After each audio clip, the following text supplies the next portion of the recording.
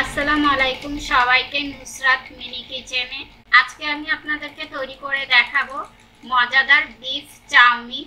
ঘরে থাকা একদম সাধারণ কিছু উপকরণ দিয়ে দেশি স্টাইলের এই বিফ চাউমিনটা আশা করি আপনাদের ভালো লাগবে। আমার আজকের রেসিপিটা যদি আপনাদের ভালো লেগে থাকে তাহলে একটা লাইক দিয়ে সাবস্ক্রাইব করে পাশে থাকার অনুরোধ রইল। তো চলুন দেখে নেওয়া যাক কিভাবে তৈরি করে নিতে হয় এই মজাদার বিফ চাউমিন। এখানে আমি 100 গ্রামের মতো বিফ কেটে নিয়েছি আর বিফটা একদমই পাতলা পাতলা করে কেটে নিয়েছি। আর দিয়ে দিচ্ছি 1 চামচ খোসা সহ পেঁপে বাটা আর পরিমাণ মতো লবণ। তারপরে একটু মেখে নিচ্ছি। চেষ্টা করবেন পেঁপে বাটাটা দেওয়ার জন্য, এতে করে মাংসটা অনেক বেশি সফট হয়ে যায়। আর দিয়ে দিচ্ছি 1 চামচ আদা বাটা, 1 চামচ রসুন বাটা আর 1 চামচ জিরা বাটা। আপনারা চাইলে জিরার গুঁড়াটাও ব্যবহার করতে পারেন। এখন একটু হাত দিয়ে মেখে আমি দিয়ে দিব 1/2 চামচ মরিচের গুঁড়া আর 1 চামচ গরম মশলার গুঁড়া। তারপরে আবারও সবকিছু একত্রে ভালো করে হাত দিয়ে মেখে নিব। আর এটাকে আমি 10 মিনিটের জন্য রেস্টে রেখে দিব। আর এখানে আমি নিয়েছি চাউমিনের জন্য মোটা যে নুডলসটা, সেটা আপনারা যে কোনো নুডলস নিলে হবে। আমি একটু মাঝখান থেকে ভেঙে নিয়েছি। আর চুলায় পর্যাপ্ত পরিমাণ পানি দিয়ে 1 চামচ লবণ দিয়ে 1 চামচ সয়াবিন তেল দিয়ে দিচ্ছি। এতে করে নুডলসটা সেদ্ধ করার সময় একটার সাথে একটা লেগে যাবে না। তারপরে একটু নেড়ে দিচ্ছি, নেড়ে সবকিছু একত্রে মিশিয়ে নিচ্ছি। পানিটা বলক উঠে আসলে নুডলসটা আমি দিয়ে দেব। আর প্রতিটা নুডলসের গায়ে লেখা থাকে কতক্ষণ পর্যন্ত এটাকে সেদ্ধ করতে হবে। আমি আজকে যে নুডলসটা ব্যবহার করছি সেই প্যাকেটে লেখা ছিল 10 থেকে 12 মিনিটের মধ্যে নুডলসটা সেদ্ধ করে নিতে হবে। তো নুডলসটা দিয়ে আমি ভালো করে নেড়ে চেড়ে তারপরে সেদ্ধ করে নিচ্ছি। আর এইভাবে কিছুক্ষণ পর পর নেড়ে চেড়ে দিতে হবে অবশ্যই। আর দেখতেই পাচ্ছেন নুডলসটা আমার প্রায় হয়ে এসেছে।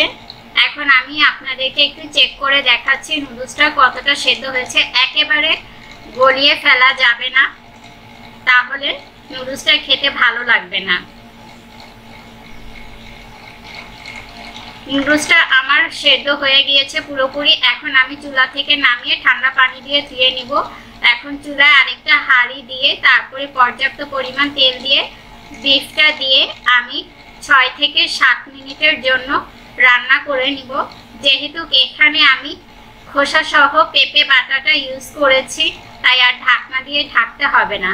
আপনারা যদি পেঁপে বাটাটা না দেন তাহলে ঢাকনাটা দিয়ে লম্বা সময় ধরে এই বিফটাকে রান্না করে নিতে হবে। তো 6-7 মিনিট পরে আমি এখানে দিয়ে দিচ্ছি গাজর কুচি আর ক্যাপসিকাম কুচি আর একটা পেঁয়াজ কুচি, কিছু কাঁচামরিচ ফালি। সবজির জন্য যতটুকু লবণ দরকার ততটুকু লবণ দিয়ে আমি হাই হিটে এটাকে 2 থেকে 3 মিনিটের জন্য সটে করে নিব। সবজিটা একেবারে সেদ্ধ করা যাবে না, একটু কাঁচা কাঁচা থাকবে। ওই অবস্থাতে এখন আমি দিয়ে দিব আগে থেকে সেদ্ধ করা নুডলসটা দিয়ে আমি একটু নেড়ে দিব। তারপরে দিয়ে দিব 1 চামচ টমেটো সস আর দিয়ে দিব 1 চামচ চিনি। চিনিটা আপনাদের টেস্ট অনুযায়ী দিবেন।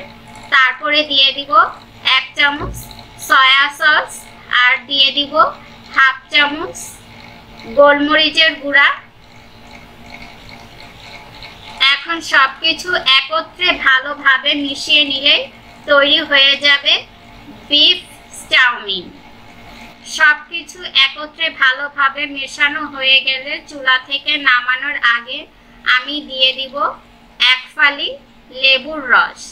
লেবুর রসটা দিয়ে আর চুলাতে রাখা যাবে না। লেবুটা দিয়ে আমি একটু নেড়ে তারপরে পরিবেশন করে নিব। এই তো তৈরি হয়ে গেল খুবই মজাদার বিফ চাউমিন। বাসায় একবার এইভাবে তৈরি করে দেখবেন, ইনশাআল্লাহ এইটুকু বলতে পারি নিরাশ হবেন না। দেখতেই পাচ্ছেন কালারটা মাশাআল্লাহ কতটা সুন্দর আর লোভনীয় হয়েছে। আমি আপনাদেরকে একবার দেখিয়ে দিচ্ছি বিফটা কতটা সুন্দর নরম আর পারফেক্টলি হয়েছে পেঁপে বাটাটা দেওয়ার জন্য। আশা করি আমার আজকের রেসিপিটি আপনাদের খুবই ভালো লেগেছে। যদি ভালো লেগে থাকে আজকের মতো এখানে বিদায় নিচ্ছি। সবাই খুব ভালো থাকবেন, সুস্থ থাকবেন, সবাই সবার জন্য দোয়া করবেন। আল্লাহ হাফেজ।